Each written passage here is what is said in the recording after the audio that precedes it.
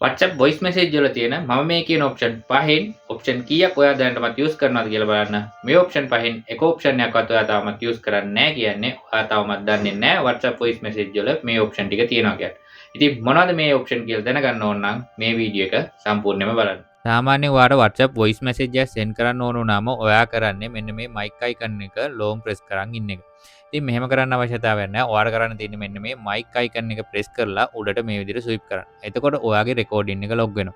ඊට පස්සේ ඔයාලට පුළුවන් පහසුවෙන් ඔයාගේ ඇඟිල්ල අයින් කරලා ඔයාට අවශ්‍ය recording එක කරලා මෙන්න මෙතනින් send කරන්න.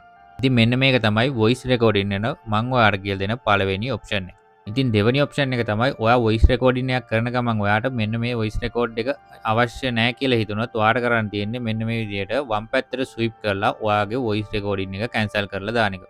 ඉතින් ඔයා ලොක් කරලා මේ voice recording එක කරනවා නම් ඔයාට කරන්න තියෙන්නේ මෙන්න මේ delete icon එක උඩ press කරලා ඔයාගේ voice message එක delete කරලා දාන එක. ඉතින් මේ විදිහට කරාට පස්සේ ඔයාගේ voice message එක send වෙන්නේ නැහැ.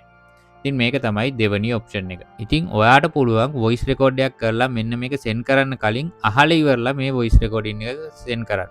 ඉතින් මේක කරන්න නම් ඔයා අනිවාර්යයෙන්ම ඔයාගේ voice recording එක lock කරලා record කරන්න ඕනේ. ඊට පස්සේ ඔයාලට කරන්න තියෙන්නේ මෙන්න මේ රතු පාට ඉරි කැලි දෙක උඩ ටච් කරලා මේක පෝස්ට් කරගන්න.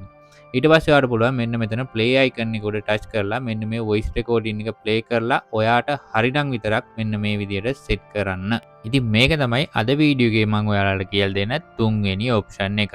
ඉතින් හතරවෙනි option එක තමයි voice message එකක් ආපුවම ඔයාට පුළුවන් මෙන්න මේ voice message එක සාමාන්‍ය වේගයට වඩා 1.5ක ගුණයකින් හෝ දෙගුණයක වේගයකින් අහලා ඉවර කරන්න.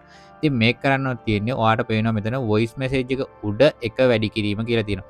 ඉතින් මේක උඩ එකපාරක් ටච් කරාම 1.5 කියලා වැටෙනවා. ඉතින් මෙතෙන්දි වෙන්නේ ඔයාට තප්පර 60ක voice message එකක් આવොත් මේක තප්පර 45ක් ඇතුළත අහලා ඉවර කරන්න පුළුවන්. මොකද මේක 1.5ක වේගයකින් play වෙන හින්දා.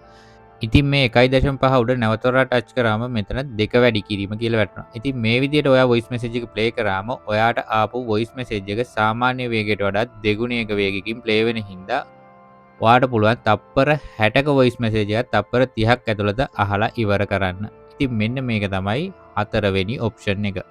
ඉතින් WhatsApp voice message වල තියෙන අවසාන option එක විදිහට මම අද ඔයාලට කියලා දෙන්නේ ඔයා සාමාන්‍යයෙන් voice message එකක් ආපුවාම ඒක loud speaker දාලා තමයි අහන්නේ.